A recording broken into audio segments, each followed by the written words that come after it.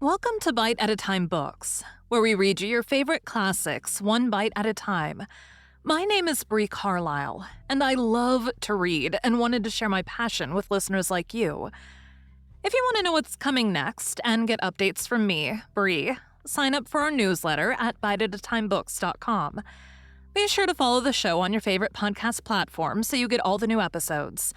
Or you can follow the show on YouTube, where we have playlists for all the stories. We're part of the Bite at a Time Books Productions Network.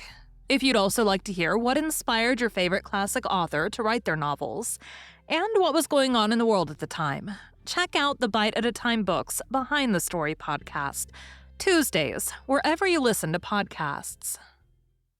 Today we'll be beginning The Scarlet Letter by Nathaniel Hawthorne. Chapter 1. The Prison Door. A throng of bearded men in sad-colored garments and gray steeple-crowned hats, intermixed with women, some wearing hoods and others bareheaded, was assembled in front of a wooden edifice, the door of which was heavily timbered with oak and studded with iron spikes.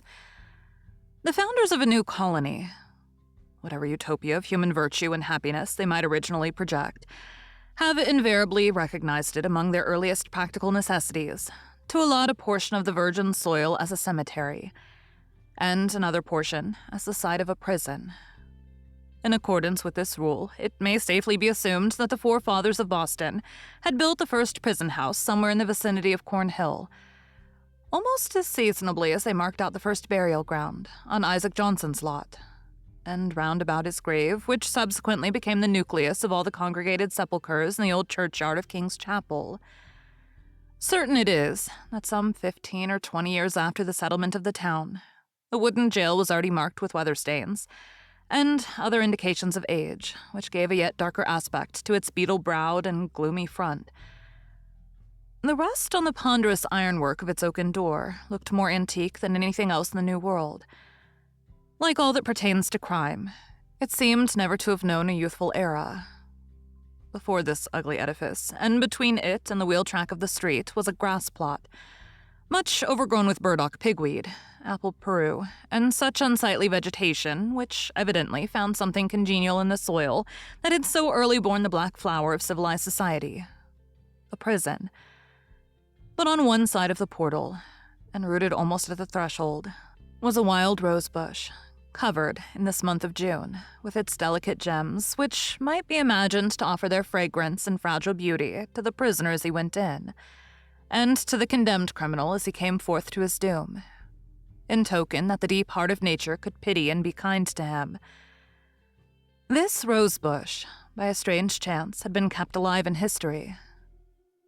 But whether it had merely survived out of the stern old wilderness, so long after the fall of the gigantic pines and oaks that originally overshadowed it, or whether, as there is fair authority for believing, it had sprung up under the footsteps of the sainted Anne Hutchinson as she entered the prison door, we shall not take upon us to determine. Finding it so directly on the threshold of our narrative, which is now about to issue from that inauspicious portal, we could hardly do otherwise than pluck one of its flowers and present it to the reader. It may serve, let us hope, to symbolize some sweet moral blossom that may be found along the track, or relieve the darkening close of a tale of human frailty and sorrow. Thank you for joining Bite at a Time Books today, while we read a bite of one of your favorite classics.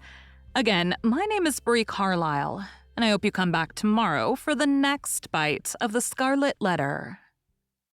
Don't forget to sign up for our newsletter at biteatatimebooks.com. You can check out the show notes or our website, biteatatimebooks.com, for the rest of the links for our show. We'd love to hear from you on social media at Bite at a Time Books.